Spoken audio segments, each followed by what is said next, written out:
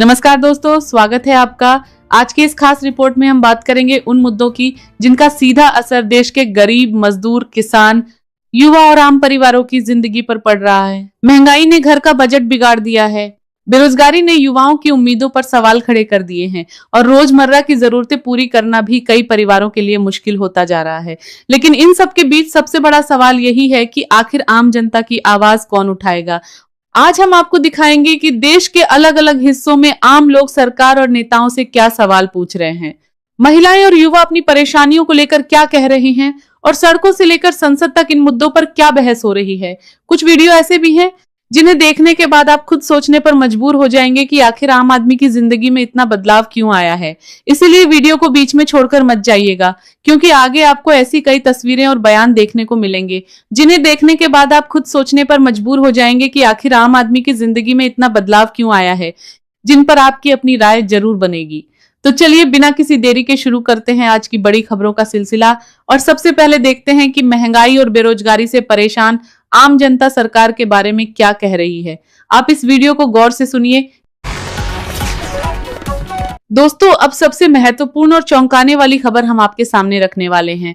ये खबर सीधे संसद से आ रही है, जहां प्रियंका गांधी और अमित शाह के बीच तीखी बहस देखने को मिली।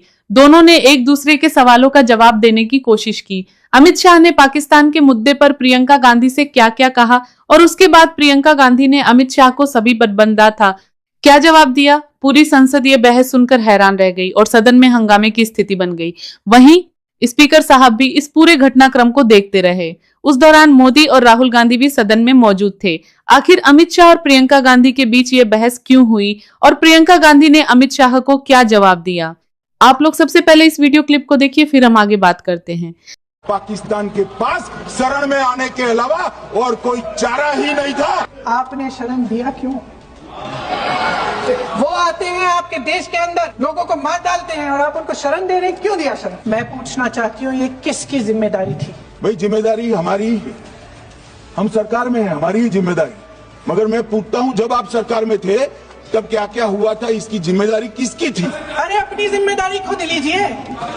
11 सालों के लिए तो सत्ता में आप हैं। 2008 के मुंबई के हमलों का जिक्र किया कि मनमोहन सिंह जी की सरकार ने कुछ नहीं किया। ये तो जानकारी होगी ना कि उसी समय जब वो आतंकवादी हमला चल रहा था तभी उन आतंकवादियों को मार डाला था। एक बचा था और उसको भी फांसी दे दी थी 2012 में। महाराष्ट्र के मुख्यमंत्री ने इस्तीफा दिया, देश के गृह मंत्री ने जिम्मेदारी लेकर इस्तीफा दिया। एक जवाबदेही थी इस देश की जनता के प्रति, इस देश की धरती के प्रति।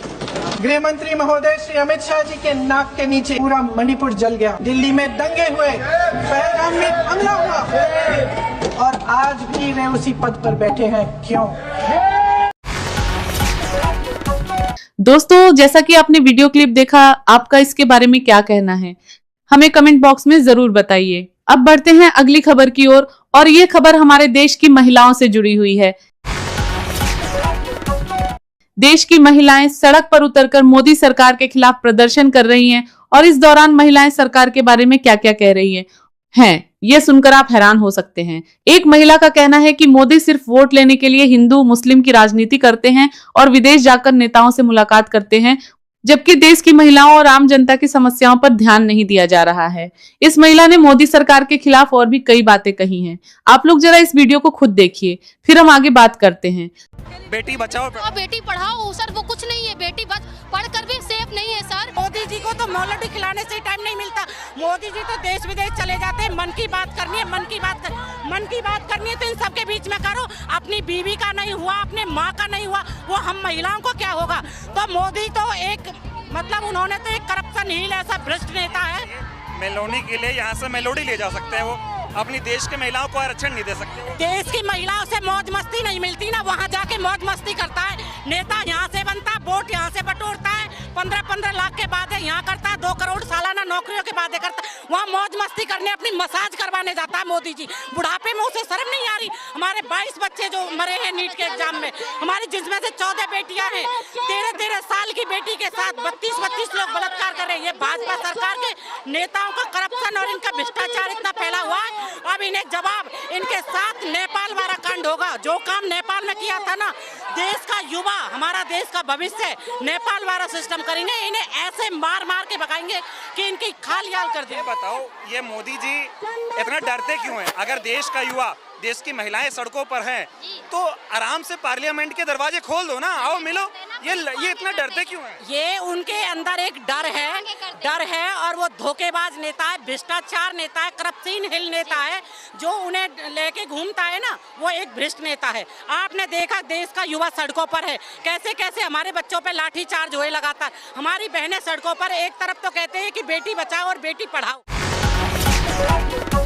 दोस्तों, जैसा कि आपने वीडियो में देखा, आपका इस वीडियो के बारे में क्या कहना है हमें कमेंट करके जरूर बताइए। क्या देश की महिलाएं जो सवाल उठा रही हैं उनमें आपको सच्चाई नजर आती है? अपनी राय हमें जरूर बताइए। और दोस्तों, वीडियो आगे बढ़ने से पहले आप सभी से एक छोटी सी गुजारिश है, अगर आपको हमारी खबरें पसंद आती हैं तो वीडियो को लाइक करें और चैनल को सब्सक्राइब जरूर करें। साथ ही कमेंट बॉक्स में ये भी बताइए कि आप हमारी ये वीडियो देश के किस राज्य, किस शहर या किस कोने से देख रहे हैं। तो चलिए अब आगे बढ़ते हैं।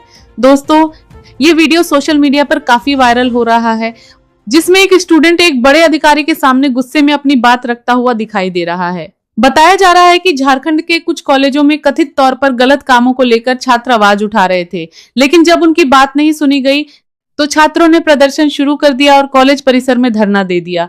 इसके बाद वहां बड़े अधिकारी भी पहुंचे। इसी दौरान एक छात्र काफी गुस्से में नजर आया और उसने अधिकारी के सामने अपनी नाराजगी जाहिर की। वह छात्र किस तरह अपनी बात रख रहा था, ये वीडियो में आप खुद देख सकते हैं। ये घटना एक बार फिर सवाल खड़ा करती है कि जब छात्रों को अपनी समस्याओं के समाधान के लिए प्रदर्शन करना पड़े तो शिक्षा व्यवस्था में सुधार की जरूरत कितनी बड़ी है। आखिर इस पूरे मामले में सच्चाई क्या है? आप लोग पहले इस वीडियो को देखें, फिर हम आगे बात करते हैं। आपको पता नहीं है अभी स्टूडेंट आप बैठिए, अरे आप बैठिए, नहीं अस्थिर होंगे। इतना दिन से अस्थिर न थे। बैठिए, पहले सीसीडीसी जमीन में बैठा है तब बात करेंगे। बैठिए बैठिए, एहसास कीजिए। आप ठीक है, बात कीजिए। ऐसा लग रहा एक मिनट, आपका इंग्लिश से काम कहीं नहीं होता। कोई दिक्कत है, कोई बाहुबली ताना सा आपको परेशान करेगा। आपको बाहर मैदान में बोले थे ना, यहाँ से क्या नहीं हो रहा है सो बताइए। काहे इतना दिन से ये सब काम रुका है? देखिए, सारे काम मेरे हाथ में नहीं है। किसके हाथ में? सब तो यही है। मेरी बात सुनिए जरा। ठीक है, सुन रहे हैं, रिकॉर्ड करें, इनका बात ध्यान से सुनेंगे। हर समस्याओं को मैं बढ़ा देता हूँ आते के साथ, लेकिन विलम्ब आगे होता है।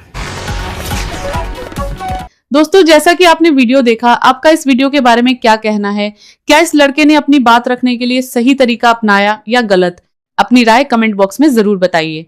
अब बढ़ते हैं अगली महत्वपूर्ण खबर की ओर।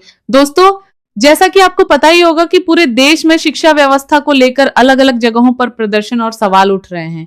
इसी बीच प्रदर्शन का एक वीडियो सोशल मीडिया पर काफी वायरल हो रहा है, जिसमें कई युवा देश की शिक्षा व्यवस्था को लेकर अपनी नाराजगी जाहिर कर रहे हैं। युवाओं का कहना है कि हमारे देश की शिक्षा व्यवस्था में कई गंभीर समस्याएं हैं।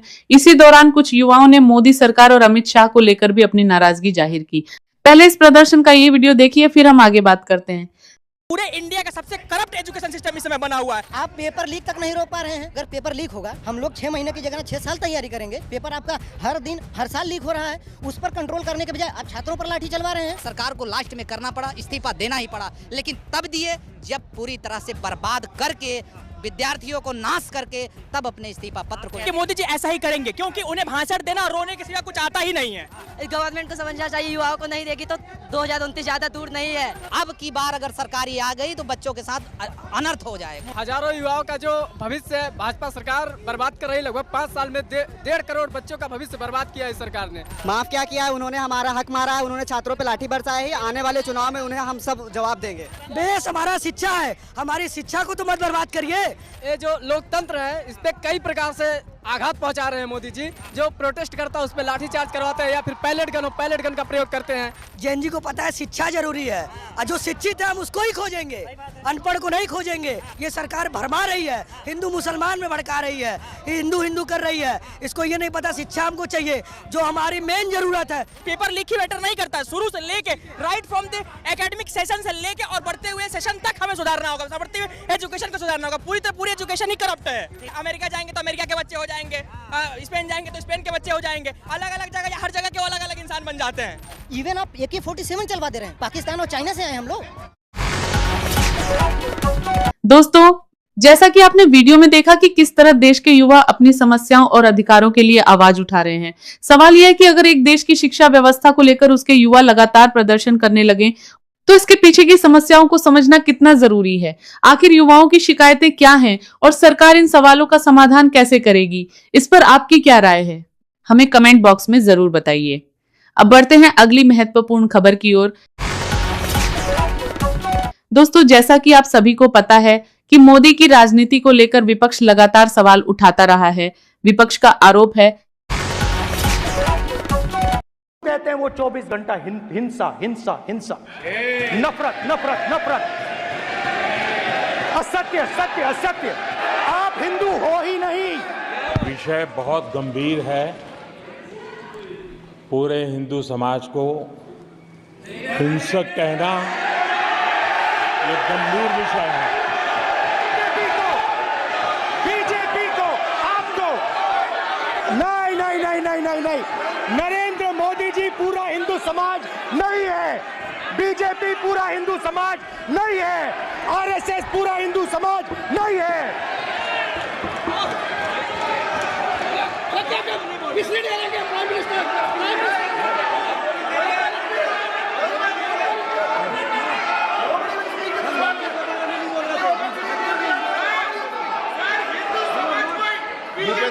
ये ठेका नहीं है बीजेपी का कि हिंदू डर नहीं फैला सकता, हिंदू हिंसा नहीं फैला सकता, हिंदू नफरत नहीं फैला सकता।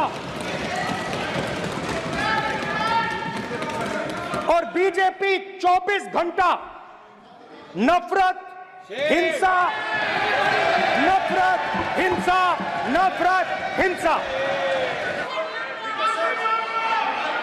माइक दीजिए सर। हाँ सर, मेरा सवाल है सर, इस